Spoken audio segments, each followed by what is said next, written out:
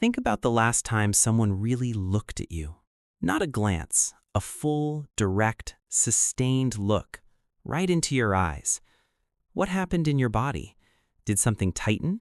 Did you look away faster than you even realized? Did you suddenly find the floor fascinating?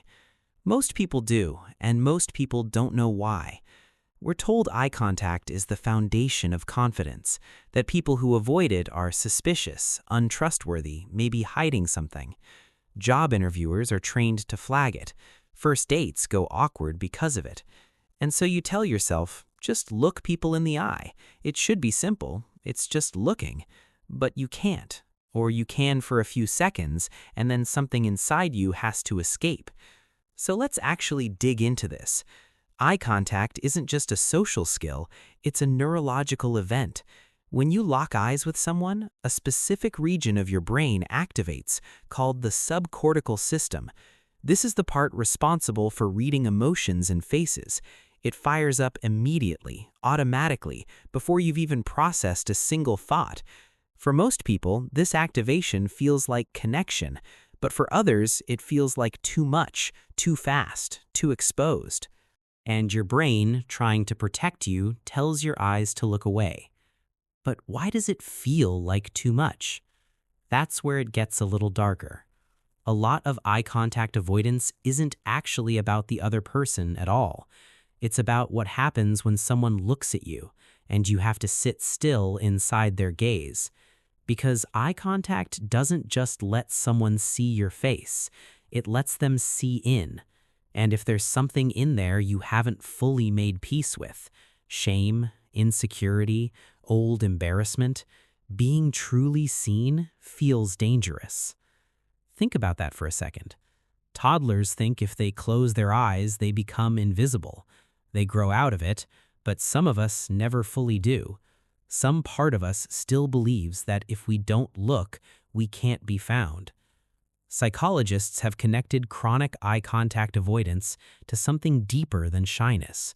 It often traces back to early experiences, growing up in environments where being watched felt unsafe, where attention meant criticism, where being truly seen by someone led to pain. Your nervous system learned that gaze equals threat, and nervous systems don't forget easily. Shame plays a huge role here too. Research consistently shows that people look away when they feel embarrassed, guilty, or caught. Looking down is almost universal across cultures as a shame response. Your eyes drop because some part of you wants to disappear, not from the room, but from being known. And here's where it gets cruel. The more you avoid eye contact, the worse things tend to get. Studies show that people who avoid eye contact are perceived as less confident, less sincere, sometimes less trustworthy, even when they're none of those things. So the very thing your brain is doing to protect you ends up creating exactly the outcome you feared. You look away to hide your anxiety, and people read the anxiety anyway. You look away to seem less vulnerable, and you end up losing the conversation before it even starts. Meanwhile, in your head, you're completely present, you're listening, you care, but nobody can tell because your eyes are somewhere else. There's also another layer to this worth knowing. A Japanese study found that people genuinely struggle to find the right words while maintaining eye contact. Their processing power actually drops. So sometimes, looking away isn't avoidance at all. It's your brain buying itself time to think. You glance at the ceiling mid-sentence not because you're uncomfortable, but because your mind needs space to form what it's trying to say. The tricky part is that these two things, the self-protection response and the mental processing one, often get completely tangled together. Every conversation turns into a calculation. How much eye contact is enough? How much is too much? Am I coming across as weird? And now you're so inside your own head that the conversation has moved on and you missed half of it. You were so worried about how you were being seen that you stopped actually connecting. That's probably the most uncomfortable truth buried in all of this. Eye contact avoidance often starts as self-protection.